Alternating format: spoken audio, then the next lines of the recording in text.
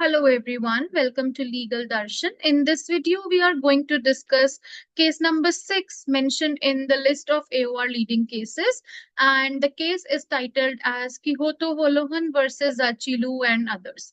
Now, this case is a significant case. It marks a cornerstone in Indian constitutional law for balancing parliamentary sovereignty along with judicial review. Now, basically, this case is related to anti-defection and the power to decide the disqualification of MPs or MLAs or legislators owing to a defection, and what is the scope of judicial review of the power of the speaker. Now, what is happening in 10th schedule? So basically, 10th schedule is anti-defection law, and it was inserted by the Constitution in 52nd Constitutional Amendment Act in the year of 1985. Now, this was basically added to the Constitution of India to curb the opportunistic switching of parties by elected legislators, often which was, invoked for personal gains. And at that time, it was majorly known as Ayaram Gayaram politics. Now, what happens in anti-defection law, that if an elected legislator, if a member of parliament or if a member of state legislature, after being elected, voluntarily gives up the membership of the party or abstain from voting against the party without prior permission, or voluntarily give up membership and also go and join some other party, then in that case what happens is that they can be disqualified. But who makes the decision as to qualification is as to disqualification is given in the paragraph 6 of the 10th schedule, which says that the power to decide disqualification by taking in consideration all other paragraphs of this schedule is vested in the speaker of Lok Sabha or chairman of the Rajya Sabha for or corresponding state legislative offices. Right now, speaker's decision is final and is not subject to judicial review. It was provided under paragraph 6, clause 2 of the 10th schedule. Now, what is happening? What is happening in the case of Kihoto Hollohan versus Zachillhu? Now, in this case, this is a 5 judges bench judgment, constitutional bench judgment, and this case is concerned with the constitutional validity of paragraph 6 of the 10th schedule. Now, several MLAs are challenging the constitutional validity of the 10th schedule, arguing that it violates the basic structure doctrine. Okay, now the major contention, I'll just scroll down the screen. Now, one of the key contentions under this article, under this, case is that,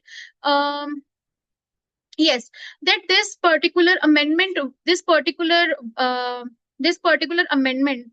provision paragraph 6, clause 2, violates the basic structure doctrine. It violates the basic structure doctrine, and giving the power to decide disqualification to the speaker of the house is unjust and biased, because speaker himself can be a member of political party, and therefore he can be subject to political controversies as well.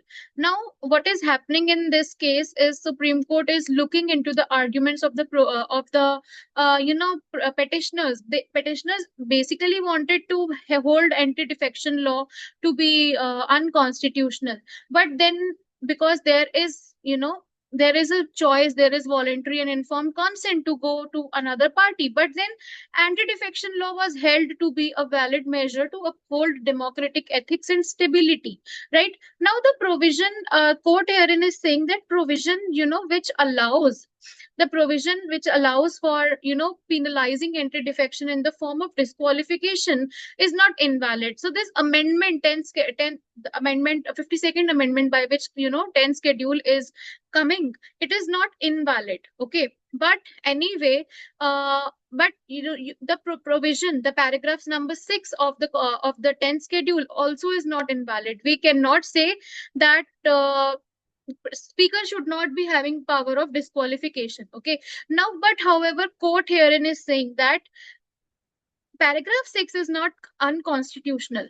It is constitutional. A speaker can decide on disqualification, and there is no unfairness or no biasness herein. But the court is reading down the second part of paragraph 6, which is saying that the decision of this speaker for anti-defection is barred from judicial review. So it is being said here that insofar as the decision of speaker is in excluding judicial review, it will not be constitutional. Okay, so the decision of the speaker is subject to judicial review, particularly with respect to violation of natural justice, malafide intentions of speaker if prevailing any, lack of jurisdiction, perversity in decision making also can be some grounds that can be looked upon. Okay, now herein basically what is happening that in this case, speaker is the power of speaker is being upheld, that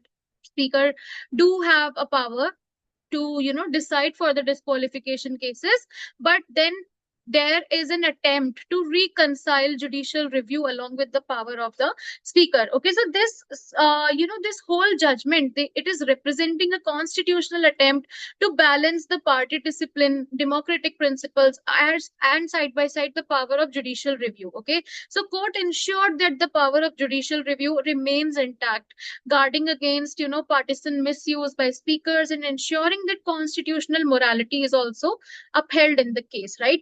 So this was the judgment that has been decided in the case of Kihoto Hollohan versus Zachillhu.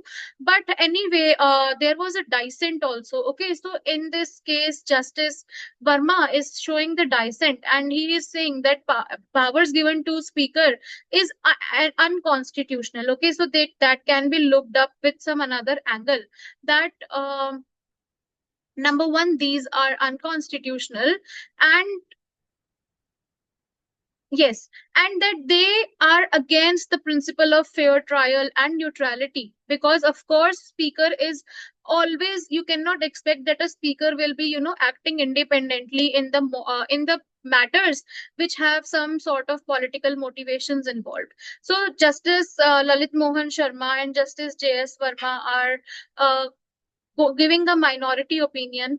They are dissenting, and therefore anyway the judgment is basically holding up the parliamentary democracy. 10th schedule is upheld. Paragraph number 6 is upheld, which is giving the jurisdiction to speaker to decide the matters related to disqualification.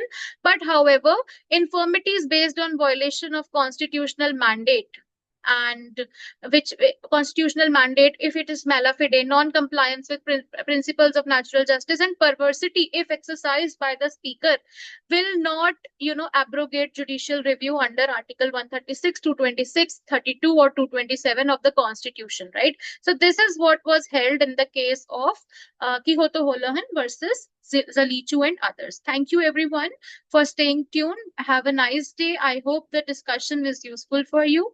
Stay tuned for more such content. Have a great day.